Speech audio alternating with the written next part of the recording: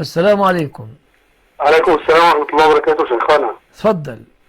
حضرتك أنا تبت إلى الله وكنت بشغل تلفزيون وبجيب أفلام ومسلسلات، وبعدين ربنا هداني فقلت أنا مش شغل مسلسلات وأفلام تاني، وزوجتي بتسمع حضرتك، عايزك توجه لها كلمة، عايز تسمع من حضرتك إن المسلسلات والأفلام دول حرام. طيب أنا أسألك سؤال على سبيل المدارسة يعني.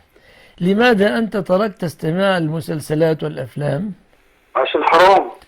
لماذا قلت حرام؟ إيه اللي فيها؟ عشان بيبقى في رجالة لابسين لبس مش كويس، وفي حريم أيوة. لابسين لبس مش كويس، وأنا أولادي مش عايزهم يشوفوا المناظر دي. يبقى أنت كلامك صح؟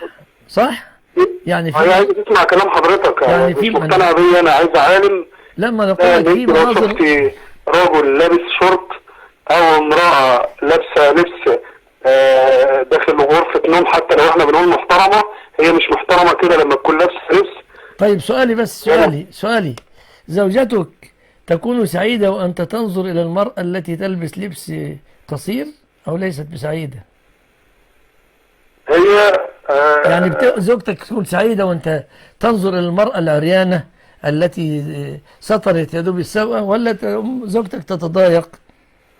بتتضايق طبعا. طب تتضايق ليه؟ طب ما أنت أيضا تتضايق كرجل أنها تنظر إلى رجال عرايا.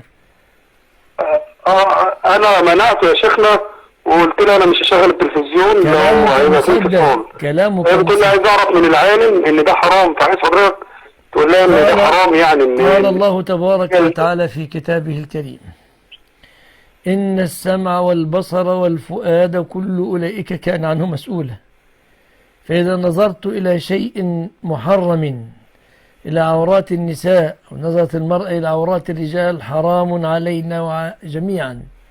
قد قال عليه الصلاة والسلام. عمية يعني يا شيخ، عايزة عمية مش متعلمة، عايزة حضرتك تبسطها لها شوية. لا تنظر الحرام، نظرك هتنسأل عنه، نظرك سماعك ستسألي عنه.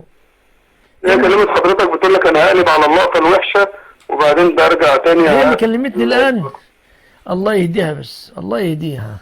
ادعي لها يا شيخنا. الله يهديها. لكن اسمع: يا أيها الذين آمنوا قوا أنفسكم وأهليكم نارا وقودها الناس والحجارة. إذا كانت زوجتك ناقصة العقل والدين، امنعها من التصرف الذي يضرها في دينها ودنياها.